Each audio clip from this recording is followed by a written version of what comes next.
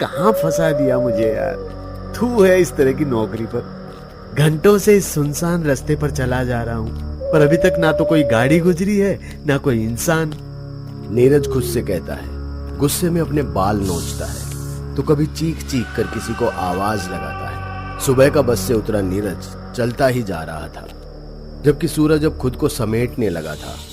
Phone में battery भी नहीं जो वो किसी को अपनी मदद के लिए बुला पाता। फिर भी खुद में हिम्मत भर नीरज रुका नहीं। उसके कदम धीरे धीरे चलते रहे, पर एक वक्त पर आकर उसे प्यास ने तोड़ दिया। नीरज का दिमाग अब उसे भ्रम की दुनिया में ले जाने लगा था, क्योंकि उसे सामने से एक बैलगाड़ी आती हुई दिखाई दे रही थी और ठीक उसके पीछे रोड पर चलती हुई ट्रेन। फिर पलक झपकते ही वो खुद को एक झरने के सामने पाता है और अचानक से सब कुछ गायब, सिर्फ और सिर्फ सुनसान अंधेरा। नीरज भी समझ गया था ये सब उसके दिमाग का किया धरा है। वो कुछ देर आराम कर पानी पिएगा तो शायद सब कुछ ठीक हो जाएगा, पर बैग खोलते ही उसे याद आया कि पानी तो कब का खत्म हो चुका है। नीरज ने फिर भी बोतल खोल उसमें अपनी जीभ घुसा बचे कुचे पानी को चाटना शुरू किया। तभी उसे कुछ सुनाई दिया। ये तो नदी में आए उफान की आवाज है, पर इस इलाके में नदी कहाँ से है? ये तो पूरा जंगली इलाका है। कहीं ये भी तो मेरे दिमाग का भ्रम नहीं है? नीरज खुद से कहता हुआ वहीं शांति से बैठ गया, मगर नदी के उफान की आवाज उसे लगातार सुनाई दे रही थी। कुछ घंटों के बाद उसके सब्र का बांध टूट गया। नदी में उफान की आवाज तो लगातार आ रही है। अगर ये मेरे दिमाग का भ्रम होता तो कभी तो ये आवाज बंद होती। लगता है सच में जंगल में पीने का पानी मिल जाएगा। नीरज खुद से कहता हुआ अपनी बची कुची हिम्मत समेट जंगल के अंदर जाने के लिए चल दिया। वो आवाज को एक टक सुन उसका पीछा कर एक बड़े से कुएं के पास आ गया था और नदी के उफान की आवाजें उसे कुएं के अंदर से आ रही थी। पर जब उसने कुएं के अंदर झांक कर देखा तो कुएं का पानी एकदम शांत और स्थिर था। फिर उसे ये आवाजें कैसे और कहां से सुनाई दे रही थी? खैर, नीरज ने इस बारे में सोचने से पहले अपनी प्यास बुझाना ज्यादा जरूरी समझा। शुक्र है पीने का पानी तो मिला। अब रात इसी कुएं के पास बिताकर कल सुबह गांव पहुंचूंगा। साला मैनेजर, गुड़ खाए वो और गू खाऊं मैं। थू! नीरज अपनी इस हालत का जिम्मेदार अपने मैनेजर को ठहरा रहा था। दरअसल नीरज एक प्राइवेट बैंक में काम करता था। उसने और उसके बैंक मैनेजर ने मिलकर बैंक के खाते में घपला किया था, जिसका पता चलने पर मैनेजर तो बच गया, लेकिन सजा के तौर पर नीरज का तबादला उड़ीसा के एक आदिवासी गांव के बैंक में कर दिया गया था, जहां जाने को वो दिल्ली से निकला था, लेकिन अपनी मंजिल पर अभी तक नहीं पहुंच सका था। नीरज प्यासा कुएं के पास खड़ा पानी को एक टक देख रहा था। तभी उसे कुएं के अंदर सीढ़ियां दिखाई दी, जिससे नीचे उतर वो जाने को हुआ ही था कि तभी किसी ने उससे कहा, कुएं में मत आना नीरज। ये सुनते ही नीरज के पैर जम से गए। नीरज ने कांपते होठों से पूछा, कौन है? किसने पुकारा मुझे? और तुम मेरा नाम कैसे जानते हो? जिसके जवाब में उसे सिर्फ खामोशी ही मिली। एक बार फिर इसे वो अपने दिमाग का भ्रम समझ कुएं की सीढ़ियों तक आ गया था, पर इससे पहले कि वो सीढ़ियों पर कदम रख पाता, उसे फिर किसी ने कहा, कुएं में मत आओ वरना क्या? और तुम हो कौन? सामने आकर बात क्यों नहीं करते? नीरज ने गुस्से में एक बार फिर से कहा, पर इस बार भी उसे जवाब के बदले खामोशी ही मिली। एक तरफ कोई उसे कुएं में जाने से रोक रहा था, तो वहीं दूसरी तरफ उसकी प्यास बढ़ती ही जा रही थी। फिर उसने सब कुछ दरकिनार कर कुएं की सीढ़ियों पर पहला कदम रखा ही था कि नीचे कुएं का पानी धीरे धीरे अपने आप ही उबलने लगा। साथ ही उसे सबसे आखिरी सीढ़ी पर एक बेजान और बहुत ही कमजोर सा इंसानी शरीर दिखा, जिसे देख नीरज तुरंत ही जब उसके पास गया तो देखा कि उसकी सांसें अभी भी चल रही हैं। क्या हुआ है आपको? और आप इस कुएं में क्या कर रहे हैं? नीरज के पूछने पर उस आदमी ने बेजान चेहरे पर बड़ी मुश्किल से मुस्कुराहट लाते हुए कहा, मना किया था ना इस कुएं के अंदर आने से। अब तुम भी मेरी ही तरह मरोगे।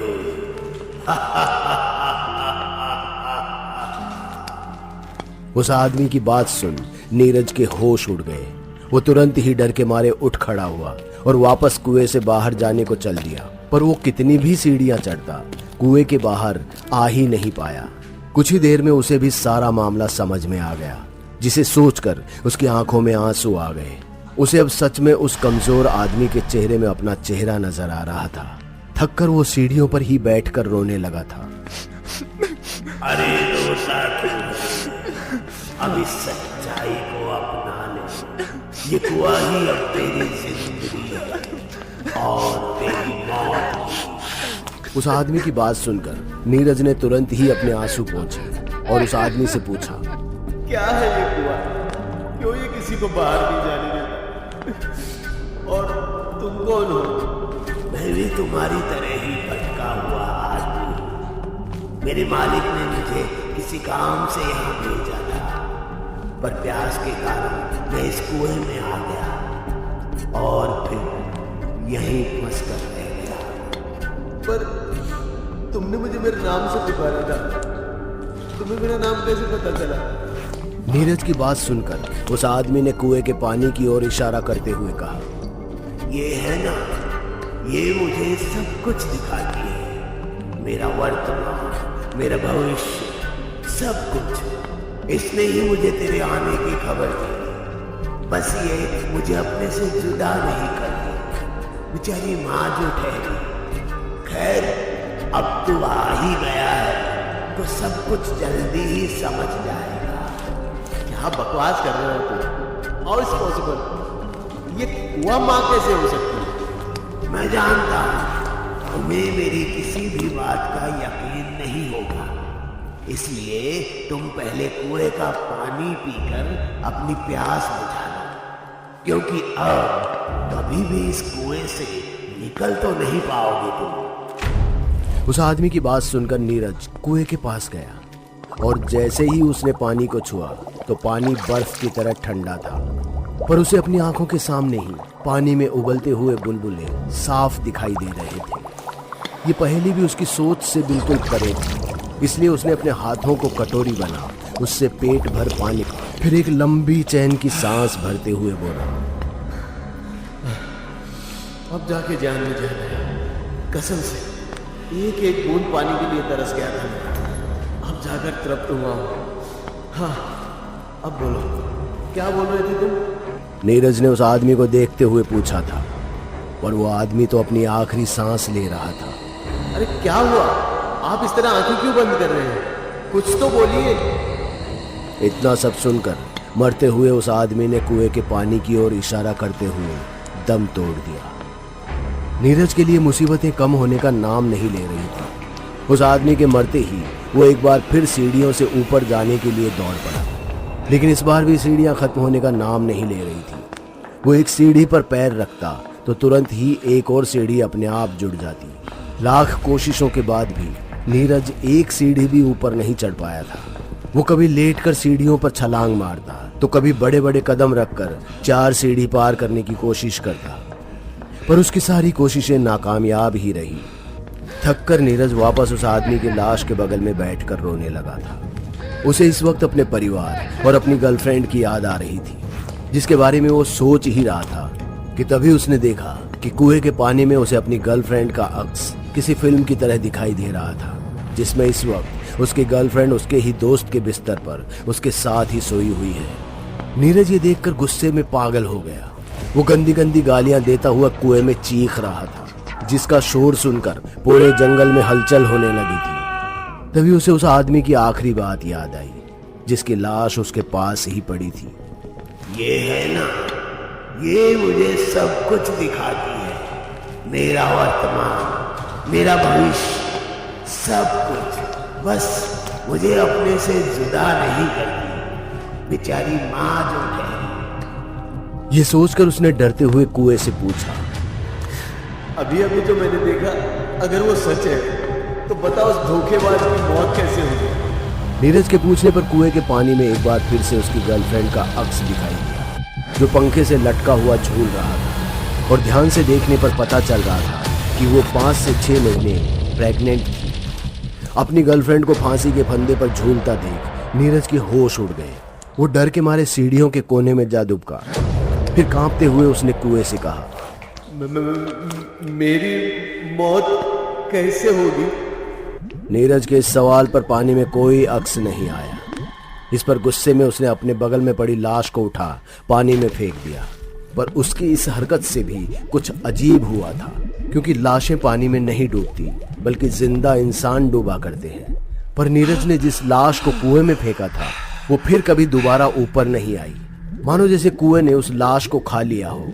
उसे लगा कि इस तरह तड़प तड़प कर मरने से अच्छा है कि वो पानी में डूबकर अपनी जान दे दे। यही सोचकर नीरज ने कुएं में छलांग लगा दी और वो पानी में कूदते ही कुएं के तल में चला गया, जहां उसे सिर्फ और सिर्फ लाशें और कंकाल ही दिखाई दिए। ये सब देख नीरज को समझ में आ गया था कि कुआं कोई मामूली कुआं नहीं है, ये एक जाल है जिसमें एक बार जो आ गया वो फिर कभी वापस नहीं गया। इतना सब कुछ जानने के बाद भी उसने खुद की सांसें रोक खुद को कुछ देर पानी के अंदर ही रखा और अपनी मौत का इंतजार करने लगा। पर फिर कुछ ही देर में उसे ऐसा महसूस हुआ कि वो डूबकर नहीं मर सकता, क्योंकि उसे पानी के अंदर सांस की जरूरत महसूस नहीं हो रही है। वो पूरे कुएं में कहीं भी कितनी भी देर जा सकता था और रह सकता था। नीरज खुद अपनी हालत पर तरस खाता हुआ कुएं के पानी के अंदर रोए जा रहा था। उसकी जिंदगी गुलाम बन गई थी और उससे उसकी मौत का हक भी छीन लिया था।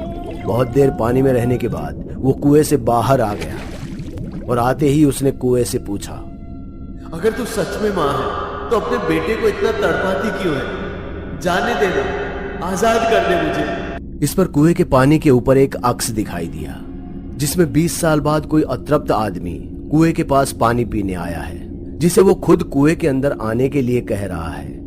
ये सब देख नीरज एकदम से टूट गया, क्योंकि 20 सालों तक अब उसे इस कुएं में ही रहना होगा, जब तक कि वो इस कुएं को उसका अगला वारिस नहीं दे देता।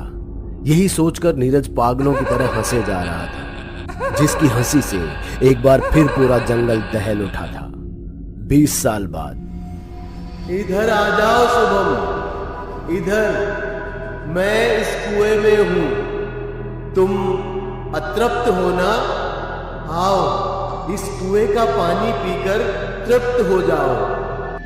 नीरज कुएं की आखिरी सीढ़ी पर बैठा हुआ कुएं से पानी पी रहा था।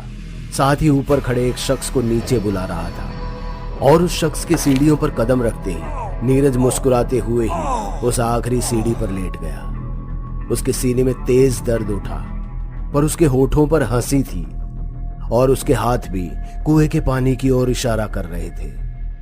दोस्तों, आपने जिस श्रापित कुएं की कहानी अभी देखी, वो कुआं आज भी भारत के किसी कोने में मौजूद है, जो खुद को एक मां मानती है। उसे सब कुछ दिखाती है, उसका भूत, उसका भविष्य और वर्तमान भी। बस अपने वारिस को अपने से जरा भी दूर नहीं करती और नए वारिस के आते ही पहले बच्चे को उसकी बेहद अजीज चीज, उसकी मौत, उसे दे देती है, ताकि वो अपना प्यार किसी और से ना बांटे।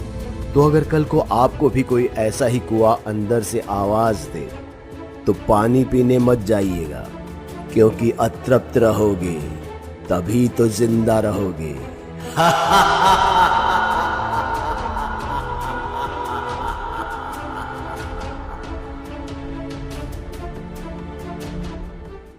दोस्तों, अगर आपको हमारी कहानी अच्छी लगी हो तो लाइक, कमेंट और शेयर जरूर करें। साथ ही रेगुलर अपडेट के लिए चैनल को सब्सक्राइब करें।